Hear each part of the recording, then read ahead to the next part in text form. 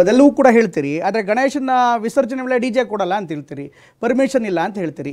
ಈ ಥರ ವಿಚಾರಗಳೇ ಈಗ ರಾಜ್ಯಕ್ಕೆ ಮುನ್ನಲ್ಲೇ ಬರ್ತಾ ಇದೆ. ಸರ್ಕಾರ ಎಲ್ಲೂ ಇದ್ರ ಬಗ್ಗೆ ಒಂದು ಸರಿಯಾದಂಥ ಕ್ರಮ ತಗೊಂಡಿದ್ರೆ, ಎಲ್ಲವನ್ನೂ ಕೂಡ ಸರಿಯಾಗಿ ಹ್ಯಾಂಡಲ್ ಮಾಡಿದರೆ ಆಗ್ತಾ ಇರಲಿಲ್ಲ. ಈಗ ಗಣೇಶನ ವಿಸರ್ಜನೆ ಯಾಕೆ ಡಿಜೆ ಪರ್ಮಿಷನ್ ಇಲ್ಲ ಅದಕ್ಕೆ ಹೇಳ್ತಾ ಇರುವಂಥ ಪ್ರಶ್ನೆ ಅವರು ಬಿಜೆಪಿ ಅವರು. ದಟ್ ಈಸ್ ವೈ ಸಿ ನೋಡಿ, ಅದೆಲ್ಲ ಪೊಲೀಸ್ ಹೋಗಿ ಬಿಟ್ಬಿಟ್ಟಿದ್ದೀವಿ. Small issue, it is not the government order. Local ನೋಡಿಕೊಂಡು ನೀವೇನು ಬೇಕಾದ್ರೂ ತೀರ್ಮಾನ ಮಾಡ್ಕೊಳ್ಳಿ ಅಂತ ಹೇಳಿದ್ದೀವಿ. ನಮಗೆ ಶಾಂತಿ ಬೇಕು, ಏನೇ ಮಾಡಿದ್ರು ಶಾಂತಿಯಿಂದ ಆಗಬೇಕು. ಮೊದಲೆಲ್ಲೆಲ್ಲೋ ಒಂದು ಕಡೆ ಆಗ್ತಿತ್ತು, ಈ ಕಾರ್ಪೊರೇಷನಲ್ಲಿ ಜಾಗ ಹುಡುಕಿದ್ದೀವಿ ಒಂದು ಕೆರೆ ಪಕ್ಕ, ಇಲ್ಲೇ ಗಣೇಶ ಬಿಡಬೇಕು ಅಂತ. ಮಿಸ್ಯೂಸ್ ಆಗ್ತಿತ್ತು, ಹೋಗ್ತಿತ್ತು, ಒಳಗಡೆ ಮುಳುಗ್ತಿದ್ರು, 4 ಜನ ಸಾಯ್ತಿದ್ರು, ಇವೆಲ್ಲ ಏನೇನೋ ಬರ್ತಿತ್ತು. ಲೋಕಲ್ ಕಾರ್ಪೊರೇಷನ್ ತೀರ್ಮಾನ ಮಾಡ್ತಾ ಆಯ್ತಪ್ಪ ಹಲಸೂರು ಕೆರೆಯಲ್ಲಿ ಒಂದು ಜಾಗ ಒಂದು 50, 100 ಇಟ್ಬಿಡ್ತೀವಿ. ಸ್ಯಾಂಕಿ ಟ್ಯಾಂಗಲ್ಲಿ ಒಂದು ಕಡೆ, ಇನ್ನೊಂದು ಕಡೆ ಹಿಂಗೆಲ್ಲ ಮಾಡ್ಕೊಂಡು ಬರ್ತೀವಿ. ನಮ್ಮ ಕನಕಪುರದಲ್ಲಿ ಒಂದು ಸತಿ 3-4 ಜನ ಸತ್ಕೊಬಿಟ್ರು. ಆಮೇಲೆ ಅಲ್ಲೂ ಒಂದು ಕಡೆ ಒಂದು ಮೂಲೆಯಲ್ಲಿ ಒಂದು ಜಾಗ ಇಟ್ಟರು.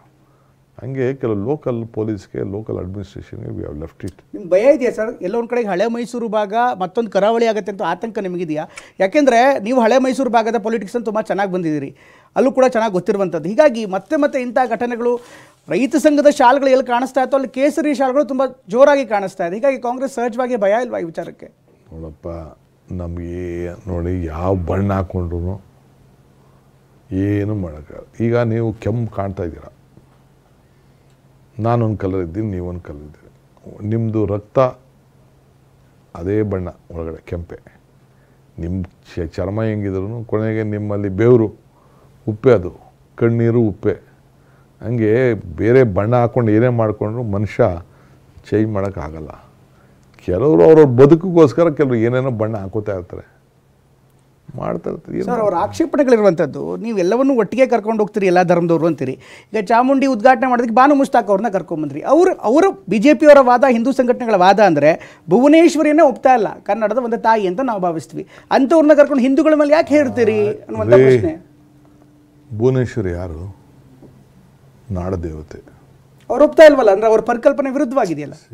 ಚಾಮುಂಡಿ ದೇವರು ಯಾರು? ನಾಡದೇವತೆ. ಒಂದೇ ಜಾತಿಯವರು ನಾಡದೇವತೆಗೆ ಪೂಜೆ ಮಾಡೋಕ್ಕಾಯ್ತದ? ಕೈ ಮುಗಿಯೋಕ್ಕಾಯ್ತದ? ಹಿಂದೂ ದೇವರು ಚಾಮುಂಡಿ ಅನ್ನುವಂಥದ್ದು ದಟ್ ಈಸ್ ನಾಟ್. ಹೆಂಗೆ ರೀ, ದಸರಲ್ಲಿ ಆ ತಾಯಿನ ನೀವು ಕುಂಡಿಸ್ಕೊಂಡು ಹೋಯ್ತಾ ಇದ್ದೀರಪ್ಪ, ಆನೆ ಮೇಲೆ ಮೆರವಣಿಗೆ ಮಾಡ್ತಾ ಇದ್ದೀರಿ. ಎಲ್ಲ ಧರ್ಮದವರು ನಿಂತ್ಕೊಂಡು ಕೈ ಮುಗಿತಾರೆ. ಬರೀ ನೀ ಹಿಂದೂ ಮಾತ್ರ ಕೈ ಮುಗಿ, ಮುಸಲ್ಮಾನ್ ಕೈ ಮುಗಿಬೇಡ, ಹೆಂಗ್ರಿ ಹೇಳೋಕ್ಕಾಯ್ತೀನಿ ನೀವು? ಅವಕ್ಕೆ ನೀವು ಟೆಲ್. ದಸರಾ ಆನೆ ಒಂದು ಧಾರ್ಮಿಕವಾಗಿ ಮೊದಲಿಂದ ಬಂದಂಥ ಒಂದು ಪದ್ಧತಿ ಇದೆಯಪ್ಪ. ನಾನು ಪಾಪ ಅವ್ರು ಯಾರೋ ಮಹಾರಾಜರು ಮನೆಯವರು ಮಾತು ಕೊಟ್ಟರು ಅಂತ ಅದಕ್ಕೆಲ್ಲ ನಾನು ಬೇರೆ ಮಾಡ್ಕೊಳ್ತಿಲ್ಲ. There are sentiments. But when Chamundi ತಾಯಿನ ಇದ್ರ ಮೇಲೆ ಕುಂಡಿಸ್ಕೊಂಡು ಆನೆ ಮೇಲೆ ಮೆರವಣಿಗೆ ಮಾಡ್ತಾ ಇರ್ಬೇಕಾರೆ ಕ್ರಿಶ್ಚಿಯನ್ನು, ಫಾರಿನರ್ಸು, ಸಿಕ್ಕು, ಬೇರೆಯವರು, ಹೊರಗಡೆ ದೇಶದವರೆಲ್ಲ ಬಂದ್ಬಿಟ್ಟು ಹಿಂಗೆ ನಮಸ್ಕಾರ ಹೊಡಿತಾ ಇರ್ತಾರಪ್ಪ. ಇನ್ನು ನಮಸ್ಕಾರ ಹೊಡಿಬೇಡ ನೀನು, ಹಿಂದೂ ದೇವ್ರಿದು ಅಂತ ಯಾಕೆ ಹೇಳ್ತಾ ಇಲ್ಲ ನೀವು? ಅವ್ರು ಇರುವಂಥ ಪ್ರಶ್ನೆ, ಹಿಂದೂ ಧರ್ಮದ ನಂಬಿಕೆ ಇಲ್ದಿದ್ದವ್ರ ಮೇಲೆ ಯಾಕೆ ಕರ್ಕೊಂಡ್ಬರ್ತೀರಿ ಅಂತ. ಯಾರು ಹೇಳಿದ ನಂಬಿಕೆ ಇಲ್ಲ ಅಂತ? ಅವ್ರ ಮಾತುಗಳನ್ನ ಪ್ರಶ್ನೆ ಮಾಡ್ತಿದ್ದಾರಲ್ಲ. ಭುವನೇಶ್ವರಿ ತಾಯಿ ಮಾಡ್ಬಿಟ್ರಿ, ಅರ್ಶನ ಕುಂಕುಮ ತಂದ್ರಿ ಅಂತ ಅವ್ರು ಹೇಳಿದ್ರು. ಅದನ್ನ ಭುವನೇಶ್ವರಿ ಒಪ್ತಿದ್ದವ್ರನ್ನ ಚಾಮುಂಡೇಶ್ವರಿ ಒಪ್ತಾರ? ನಾನು ಹೇಳ್ತಾ ಇದ್ದೀನಿ, ದೇವರು ಧರ್ಮ ಯಾವುದಾದರೂ ತತ್ವ ಒಂದೇ, ನಾಮ ನೂರಾದರೂ ದೈವ ಒಂದೇ, ಪೂಜೆ ಯಾವುದಾದರೂ ಭಕ್ತಿ ಒಂದೇ, ಕರ್ಮ ಹಲವಾದರೂ ನಿಷ್ಠೆ ಒಂದೇ, ದೇವನೊಬ್ಬ ನಾಮ ಹಲವು ಅಂತ 100 ಸತಿ ಹೇಳಿದ್ದೀನಿ. ಶಿವಕುಮಾರ್ ಅವರೀಗ ಜಾತಿ ಗಣತಿ ಮತ್ತೆ ಬರ್ತಾ ಇದೆ. ಕಳೆದ ಬಾರಿಯ ಜಾತಿ ಗಣತಿ ಸಾಕಷ್ಟು ದೊಡ್ಡ ಮಟ್ಟಿಗೆ ವಿವಾದವೇ ಆಗೋಯ್ತು. ಆರಂಭದಿಂದಲೂ ಕೂಡ ಒಂದು ರೀತಿ ಅದು ಶಾಪಗ್ರಸ್ತ ಮಗು ಥರ ಆಗೋಯ್ತು. ಈಗ ಜಾತಿ ಗಣತಿ ಬರ್ತಾ ಇರುವಂಥ ಸಂದರ್ಭದಲ್ಲಿ ಅದರ ಬಗ್ಗೆ ಸಾಕಷ್ಟು ಆಕ್ಷೇಪಗಳು ಕೂಡ ವ್ಯಕ್ತವಾಗ್ತಾ ಇದೆ. ಆಗ ಜಾತಿ ಗಣತಿ ಮೊದಲನೇದಾಗಿ ನೀವು 90 ದಿನದಲ್ಲಿ ಮಾಡ್ತೀನಿ ಅಂತ ಹೇಳ್ತಾರೆ. ಕಳೆದ 10 ವರ್ಷದಲ್ಲೇ ನಿಮ್ಗೆ ಅನುಷ್ಠಾನ ಮಾಡೋದಕ್ಕಾಗಿಲ್ಲ. ನಿಮ್ಮ ಸರ್ಕಾರವೇ ತಂತು, ನಿಮ್ಮ ಸರ್ಕಾರವೇ ವರದಿ ಮಾಡ್ತು, ಆದರೆ ಆ ವರದಿ ಅಕ್ಸೆಪ್ಟೇ ಆಗಲಿಲ್ಲ, ಡಸ್ಟ್ಬಿನ್ಗೆ ಹೊರಟೋಯ್ತು. ಈ ಜಾತಿ ಗಣತಿ ವಿವಾದ ಆಗತ್ತಾ? ಅನುಷ್ಠಾನ ಮಾಡ್ತೀರಾ? What is your commitment to that one? ಡಸ್ಟ್ಬಿನ್ಗೇನು ಹೋಗಲಿಲ್ಲ. ನಾವೇ we advise my chief minister, we advise the party. ನಾನೇ ಎಲ್ಲ ಲೀಡರ್ಸ್ ಹತ್ರ ಮಾತಾಡಿದೆ, ಅವ್ರ ಅಭಿಪ್ರಾಯ ಕೇಳಿದೆ, ಡೆಲ್ಲಿಯವ್ರಿಗೂ ಅಭಿಪ್ರಾಯ ಕೇಳಿದ್ರು, ಅವ್ರಿಗೂ ತಿಳಿಸ್ದೆ.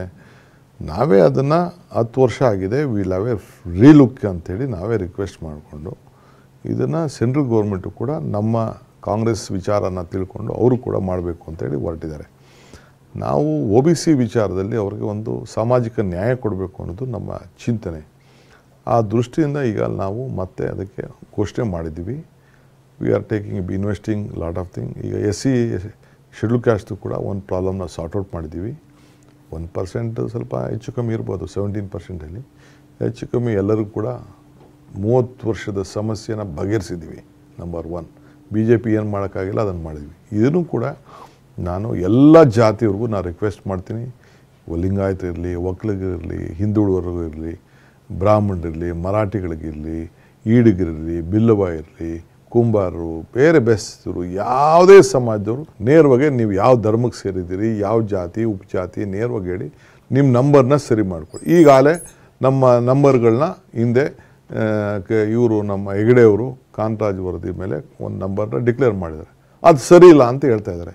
ಅದನ್ನು ನೋಡ್ಕೊಳ್ಳಿ. ಸರಿ ಇದ್ದರೆ ಸರಿ ಇನ್ನಿ, ಸರಿ ಇಲ್ಲ ಅಂತಂದರೆ ತಿರ್ಗಾ ಯಾರ್ಯಾರು ಇದ್ದಾರೆ ಆನ್ಲೈನು ನೀವು ಅಪ್ಲೋಡು ಮಾಡ್ಕೊಂಡೆಲ್ಲ ತಿಳಿಸಿ. ಅದಕ್ಕೆ ಟೀಚರ್ಸ್ಗಳಿಗೆಲ್ಲ ನಾವು ಮಾಡಿದ್ವಿ. So this is the final. ಎಲ್ಲರಿಗೂ ಕೂಡ ಒಂದು ಅವಕಾಶ ಮಾಡಿಕೊಟ್ಟಿವಿ. ನಮ್ಮ ತೆಲಂಗಾಣ ಕೂಡ ಭಾಳ ಚೆನ್ನಾಗಿ ಮಾಡಿದ್ದಾರೆ. ಅದೇ ರೀತಿ ಅಲ್ಲೂ ಕೂಡ ನಮ್ಮ ಆಫೀಸರ್ಸ್ ಕಳಿಸಿ. ಈ ಬಾರಿ ಅನುಷ್ಠಾನ ಆಗತ್ತಾ ಸರ್? ಅದನ್ನು 15 ದಿನದಲ್ಲಿ ಮುಗಿಸಿ 90 ದಿನದಲ್ಲಿ ವರದಿ ತಗೊಂಡು ವರದಿ ಆದಮೇಲೆ ಅದನ್ನು ಇಂಪ್ಲಿಮೆಂಟ್ ಮಾಡೋದಕ್ಕೆ ಸಾಧ್ಯನಾ ಅಂತ? ಯಾಕಂದ್ರೆ ಪ್ರತಿ ಬಾರಿ ಕೂಡ ಈ ಜಾತಿ ಗಣತಿ ಅನ್ನುವಂಥದ್ದು ರಾಜಕೀಯ ಪಕ್ಷಗಳು ಈ ತೊಟ್ಲಿಗೆ ತೂಗಾಕಿರುವಂಥ ಜಿಗಿ ಥರ ಇದೆ. ಅಂದ್ರೆ ಮಕ್ಕಳಿಗೆ ತೋರಿಸ್ತಾರೆ, ಜನಗಳಿಗೆ ತೋರಿಸ್ತಾರೆ, ಬಟ್ ಅನುಷ್ಠಾನ ಇಷ್ಟೋ ನೋಡ್ರಿ, ಸ್ವಲ್ಪ ಡೇ ಹೆಚ್ಚು ಕಮ್ಮಿ ಆಗ್ಬೋದು. But Congress party is committed to give social justice. ಸರ್ವರಿಗೂ ಸಮಬಾಳು ಸಮಪಾಲು ಇದು ಕೊಡಲಿಕ್ಕೆ ನಾವು ಬದ್ಧವಾಗಿದ್ದೀವಿ. ನಾವು ರಾಜಕೀಯದ ದೃಷ್ಟಿ ಗಮನದಲ್ಲಿ ಇಟ್ಕೊಂಡಿಲ್ಲ. ಅವರ ಬದುಕಿನ ಮೇಲೆ ಅವರು ಏನು ಒಂದು ಕ್ರೀಮಿ ಲೇಯರ್ ವಿಷಯ ಅಂತ ನೀವು ಹೇಳ್ತಿರೋ, ಅವರ ಬದುಕಿನ ಪದ್ಧತಿ ಅಂತ ಹೇಳ್ತಿರೋ, ಅವ್ರ ಕಲ್ಚರ್ ಅಂತ ಹೇಳ್ತಿರೋ, ಅದ್ರ ಮೇಲೆ ಅವ್ರನ್ನೆಲ್ಲ ತೀರ್ಮಾನಗಳು ಮಾಡಿದೆ. ಸೊ ಅವ್ರಿಗೆಲ್ಲ ಅಪ್ಲಿಫ್ಮೆಂಟ್ ಮಾಡಿ ನ್ಯಾಯ ಕೊಡಬೇಕು ಅನ್ನೋದು ನಮ್ಮದು ಇದೆ. ಸೊ ಒಂದೇ ವರ್ಗಕ್ಕೆ ಆಗಬಾರ್ದು. ಸೊ ಎಲ್ಲರಿಗೂ ಕೂಡ ನಾನು ಎಲ್ಲ ಮಠಾಧೀಶರಿಗೂ ನಾನು ರಿಕ್ವೆಸ್ಟ್ ಮಾಡ್ಕೊಳ್ತೀನಿ, ಆ ಸಮಾಜದ ಮುಖಂಡರಿಗೂ ರಿಕ್ವೆಸ್ಟ್ ಮಾಡ್ತೀನಿ, ರಾಜಕೀಯದವ್ರಿಗೂ ರಿಕ್ವೆಸ್ಟ್ ಮಾಡ್ತೀನಿ. ಎಲ್ಲರೂ ಕೂಡ ಇದರಲ್ಲಿ ಪಾರ್ಟಿಸಿಪೇಟ್ ಮಾಡಬೇಕು, ನಿಮ್ಮದು ಹೇಳ್ಕೋಬೇಕು. ನೀವು ಹೇಳ್ಕೊಳ್ಳಿಲ್ಲ ಅಂದರೆ ನೀವೇ ನಿಮ್ಮ ಸಮಾಜಕ್ಕೆ ನೀವೇ ಮೋಸ ಮಾಡ್ತಾಯಿದ್ದೀರಿ. ಎಲ್ಲರಿಗೂ ಕೂಡ ನಾನು ರಿಕ್ವೆಸ್ಟ್ ಮಾಡ್ಕೊಳ್ತಾ ಇದ್ದೀನಿ, ನೀವೇ ಹೇಳ್ಕೊಳ್ಬೇಕು. ಎಲ್ಲ ಸಂಘಟನೆಯ ಅಧ್ಯಕ್ಷಗಳು ಯಾರ್ಯಾರಿದ್ದಾರೆ ಅವರೆಲ್ಲ ಕೂಡ ರಾಜಕಾರಣ ಒಂದು ಕಡೆ ಬಿಡಿ. ನಿಮ್ಮದಲ್ಲಿ ನಿಮ್ಗೇನು ಸ್ಟ್ರೆಂತ್ ಸಿಗಬೇಕು, ಏಕೆಂದರೆ ಸೋಷಿಯೋ ಎಕನಾಮಿಕ್ ಸರ್ವೆ ಇದರಲ್ಲಿ ನೀವು ಸರಿಯಾದ ರೀತಿಯಲ್ಲಿ ನಿಮ್ಮ ಪರಿಸ್ಥಿತಿ ಏನಿದೆ ಅನ್ನೋದನ್ನು ನೀವು ಹೇಳ್ಕೊಳ್ಬೇಕು ಅಂತ ನಾನು ನಿಮ್ಮ ಮುಖಾಂತರ ನನಗೆ ಈ TVಯಲ್ಲಿ ನೀವು ಕರೆದಿರೋದಕ್ಕೆ this is one of the important issue. I am requesting ಎಲ್ಲರೂ ಮಾಡಬೇಕು, ಭಾಗಿಯಾಗಬೇಕು. ಬಿಚ್ಚಿ ಮನಸ್ಸಿನಿಂದ ನಿಮ್ಮ ಹೃದಯ ಬಿಚ್ಚಿ ನಿಮ್ಮ ಸಮಾಜದ ವಿಚಾರವನ್ನು ನೀವು ತಿಳಿಸ್ಬೇಕು. ಸರ್, ಯಾಕೆ ಈ ಪ್ರಶ್ನೆಗಳು ಅಂದರೆ, ಈಗ ಕಳೆದ ಬಾರಿ ಕೂಡ ಸಾಕಷ್ಟು ಪ್ರಶ್ನಾವಳಿಗಳು ಬಂತು, ಸಾಕಷ್ಟು ಆಕ್ಷೇಪಣೆಗಳು ಬಂತು. ಈಗ ಸರ್ವೆ ಮಾಡೋಕ್ಕಿಂತ ಮೊದಲೇ ಕೆಲವೊಂದಿಷ್ಟು ಜನ ಆಕ್ಷೇಪಣೆಗಳು ಮಾಡ್ತಾರೆ. ಕ್ರಿಶ್ಚಿಯನ್ ದಲಿತ ಅಂತ ಹಾಕಿದ್ದಾರೆ, ಕ್ರಿಶ್ಚಿಯನ್ ಬ್ರಾಹ್ಮಣ ಅಂತ ಹಾಕಿದ್ದಾರೆ, ಕ್ರಿಶ್ಚಿಯನ್ ಕುರುಬ ಅಂತ ಇದ್ದಾರೆ, ಕ್ರಿಶ್ಚಿಯನ್ ಒಕ್ಕಲಿಗ ಅಂತಿದ್ದಾರೆ. ಈ ರೀತಿಯಾದಂಥ ಪ್ರಶ್ನೆಗಳೇ ಸಮಾಜವನ್ನು ಹೊಡಿತಾ ಇದೆ ಅಂತ BJPಗಳು ಕೂಡ ಆಕ್ಷೇಪಣೆ ಮಾಡೋದು. ಅವ್ರು ಮೆಮೊರಂಡಮು ಕೊಟ್ಟಿದ್ದಾರೆ ಆಯೋಗಕ್ಕೆ. ಹೀಗಾಗಿ ಈ ಥರ ಪ್ರಶ್ನಾವಳಿಗಳ ಬಗ್ಗೆನೇ ಆ ಸರ್ಕಾರದ ಇಂಟೆನ್ಷನ್ಸ್ ಬಗ್ಗೆ ಡೌಟ್ಗಳು ಬರ್ತಾ ಇದೆ. ಇಫ್ ಎನಿಥಿಂಗ್ ಇಸ್ ಸರ್, ಅವ್ರು ಕೊಡಲಿ, ಅವರು ರೆಕ್ಟಿಫೈ ಮಾಡೋಕ್ಕೆ ಅವಕಾಶ ಇದೆ. ಬೇಕಾದ್ರೆ rectify, I don't know what is that. ನೀವು ನಿಮ್ಮ ಕೈಲೇ ಕೇಳ್ತಾ ಇರೋದು. ಮೊಸರಲ್ಲಿ ಕಲ್ಲು ಹುಡ್ಕೋವಂಥವ್ರು ವಿಪರೀತ ಜನ ಇದ್ದಾರೆ, ಭಾಳ ಜನ ಅದೇ ಕೆಲಸದಲ್ಲೇ ಇದ್ದಾರೆ. ಅವ್ರಿಗೆ ಕೆಲವ್ರಿಗೆಲ್ಲ ಹಿಂದುಳಿದ ವರ್ಗದ ಜನಾಂಗಕ್ಕೆ ಏನು ಸಿಗಬಾರ್ದು, ಶೋಷಿತ ವರ್ಗಕ್ಕೆ ಏನು ಸಿಗಬಾರ್ದು ಅನ್ನೋದು ಒಂದು ವ್ಯವಸ್ಥಿತವಾದಂಥ ಒಂದು ತಂಡ ಇದೆ. ಆ ತಂಡದವರು ಈ ಕೆಲಸ ಎಲ್ಲ ಮಾಡ್ತಾ ಇದ್ದಾರೆ. But if anything is wrong, government commission ನೋಡ್ತದೆ, ಆಮೇಲೆ ನಮಗೂ ತಿಳಿಸ್ಲಿ, ನಾವು ಅವ್ರಿಗೆ ಹೇಳ್ತೀವಿ. ಸರಿ, ನವೆಂಬರ್ ಕ್ರಾಂತಿ ಬರೋಣ ಸರ್. ಕಾಂಗ್ರೆಸ್ ಪಕ್ಷದಲ್ಲಿ ನವೆಂಬರ್ ಕ್ರಾಂತಿ ಬಗ್ಗೆ ಸಾಕಷ್ಟು ದೊಡ್ಡ ನಿರೀಕ್ಷೆಗಳು ಕೂಡ ಇದೆ. ಹಿಂದೆ ಸೆಪ್ಟೆಂಬರ್ ಕ್ರಾಂತಿ, ಅಕ್ಟೋಬರ್ ಕ್ರಾಂತಿ ಆಗತ್ತೆ ಅಂತ ಕೂಡ ನೇರವಾಗಿಯೇ ನಿಮ್ಮ ಮಂತ್ರಿಯಾಗಿದ್ದವರೇ ಹೇಳಿದ್ರು. ನವೆಂಬರ್ ಕ್ರಾಂತಿಗೆ ಕಾಂಗ್ರೆಸ್ ಪಕ್ಷ ರೆಡಿಯಾಗಿದೆಯಾ ಸರ್? ಅದೇ ಮಾತೆ ದೇಶದಲ್ಲಿ ಆಗ ನಡೀತು ಸ್ವಾತಂತ್ರ್ಯ ಕ್ರಾಂತಿ. ನವೆಂಬರ್ ಏನು ಕ್ರಾಂತಿ ಅಂದರೆ ಏನು ಕ್ರಾಂತಿ ಅದು? ಈಗ ರಾಜಣ್ಣ ಹೇಳಿದ್ರು ಸೆಪ್ಟೆಂಬರ್ ಕ್ರಾಂತಿ ಆಗುತ್ತೆ ಅಂತ. ಈಗ ನವೆಂಬರ್ ಕ್ರಾಂತಿ ಬಗ್ಗೆ ದೊಡ್ಡ ಚರ್ಚೆ ಆಗ್ತಿದೆ. ಈಗ ಶುಭಗಳಿಗೆ ಶುಭ ಮುಹೂರ್ತ ಬಂದಾಗ ಯಾರು ಕೂಡ ತಳೆಯೋದಕ್ಕಾಗಲ್ಲ. DK ಶಿವಕುಮಾರ್ ಆ ಶುಭ ಗಳಿಗೆಗೆ ಮುಹೂರ್ತ ಇಟ್ಟಿದ್ದಾರಾ ಅಂತ ನನ್ನ ಪ್ರಶ್ನೆ. ನಿಮಗೆ ಅರ್ಥ ಆಗಿದೆ, ಯಾರು ಉತ್ತರ ಕೊಡ್ತಾ ಇಲ್ಲ. ನೀವು ಏನು ಕೇಳ್ತಾ ಇದ್ದೀರಿ ಅಂತ ನನಗೆ ಗೊತ್ತಿಲ್ಲ. ನಿನಗೆ ಅರ್ಥ ಆಗಿದೆ? ನಿಮಗೆ? ನನಗೆ ಗೊತ್ತಿಲ್ಲ, ನನಗೇನು ಅರ್ಥ ಆಗುತ್ತೆ. ಅಧಿಕಾರದ ಬದಲಾವಣೆ ಇರ್ಬೋದು, ನಿರೀಕ್ಷೆಗಳಿರ್ಬೋದು, ಏನಾದ್ರು ಇದೆಯಾ DK ಶಿವಕುಮಾರ್ಗೆ ನವೆಂಬರ್ನಲ್ಲಿ? ನೇರವಾಗಿಯೇ ಕೇಳ್ತಾ ಇದ್ದೀನಿ. ನೋಡಪ್ಪ, ಪಾರ್ಟಿಲಿ ಈಗ ನನ್ನ ಪಾರ್ಟಿ ಪ್ರೆಸಿಡೆಂಟ್ ಮಾಡಿದ್ದಾರೆ. ಪಾರ್ಟಿ ಪ್ರೆಸಿಡೆಂಟ್ ನಾನು ಬಿಟ್ಬಿಡ್ಬೇಕು, ನಾನು ಡೆಪ್ಟಿ CM ಆದ ತಕ್ಷಣ ಅಂತ ಹೇಳಿದೆ. ಖರ್ಗೆ ಸಾಹೇಬರು, ರಾಹುಲ್ ಗಾಂಧಿ ಸಾಹೇಬರು ಇಲ್ಲಪ್ಪ ಪಾರ್ಟಿ ಕೆಲಸನೂ ಸ್ವಲ್ಪ ಮಾಡು ನೀನು ಅಂತೇಳಿ ಬಿಟ್ಟವ್ರೆ. ಈಗ ಪಾರ್ಟಿ ಕೆಲಸ ನಾಳೆ ಬೆಳಗ್ಗೆ ನಡಿ ನೀನು ಅಂತ ಹೇಳಿದ್ರೆ ಸದ್ಯ ನಾನು ಕೈ ಮುಗಿದ್ಬಿಟ್ಟು ಸದ್ಯ ನಾನು ರಿಲೀವ್ ಮಾಡೋದಲ್ಲ ಸಾಕು. ನಾನು ಕೇಳ್ತಾ ಇದ್ದೀನಿ ಕಾಂಗ್ರೆಸ್ ಆಫೀಸ್ಗೆ ಒಂದು 100 ಆಫೀಸಿಗೆ ಮಾಡಿಬಿಟ್ಟಿದ್ದೀನಿ, ರೆಡಿ ಮಾಡಿದ್ದೀನಿ, ಬಂದು ಒಂದು ಭೂಮಿ ಪೂಜೆ ಮಾಡಿಬಿಡಿ ಅಂತ. ಅದು ಆದ ತಕ್ಷಣ ನಾನು ಕೈ ಮುಗಿಯೋಕ್ಕೆ ನಾನು ರೆಡಿ. ಬೇಕಾದ್ರೆ ನೀವು ಹೊಸಬ್ರಿಗೆ ಅವಕಾಶ ಕೊಡಬೇಕಲ್ಲ, ಹಂಗೆ ನಾನು ರೆಡಿ ಇದ್ದೀನಿ, ಯಾರು ಬೇಕಾದ್ರೂ ಬಂದೆ. ಹಂಗೆ ಪಾರ್ಟಿಯವ್ರು ಏನು ಹೇಳ್ತಾರೆ ಹಂಗೆ ಕೇಳೋರು. ನಮ್ದೇನಿಲ್ಲ no hard and fast rule for the party. Ultimately ನಮ್ಮ ಪಾರ್ಟಿ ಈಸ್ ಬಿಗರ್. ಅವರು ಪಕ್ಷದ ಹಿತ, ರಾಜ್ಯದ ಹಿತ, ಕಾರ್ಯಕರ್ತರ ಹಿತ ಗಮನದಲ್ಲಿ ಇಟ್ಕೊಂಡು ಏನು ತೀರ್ಮಾನ ಮಾಡ್ತಾರೋ ನಾವೆಲ್ಲ ಸೇರಿ ಕೆಲಸ ಮಾಡ್ಕೊಂಡು ಹೋಗ್ತಾ ಇದ್ದೀವಿ. ಡಿ ಕೆ ಶಿವಕುಮಾರ್ ಗಡ್ಡಧಾರಿಯಾಗಿದ್ದಾರೆ ಇತ್ತೀಚಿನ ವರ್ಷಗಳಲ್ಲಿ. ಆ ಗಡ್ಡಕ್ಕೊಂದು ಗುರಿ ಇದೆ ಅನ್ನುವಂಥ ಮಾತುಗಳು ಕೂಡ ಹರಿದಾಡ್ತಿದೆ. ನಿಮಗೆ ಬೆಂಬಲಿಗರು ಹೇಳ್ತಾರೆ ನಮ್ಮ ಸಾಹೇಬರು ಗಡ್ಡ ತೆಗೆಯೋ ದಿನಗಳು ಹತ್ರ ಬರ್ತಾ ಇದೆ ಅಂತ. ನಾನು ಗಡ್ಡಕ್ಕೆ ಗುರಿ ಇದೆಯಾ? ಗಡ್ಡ ಬಿಟ್ಟಿದ್ದು ತಿಹಾರ್ ಜೈಲಿನಲ್ಲಿ.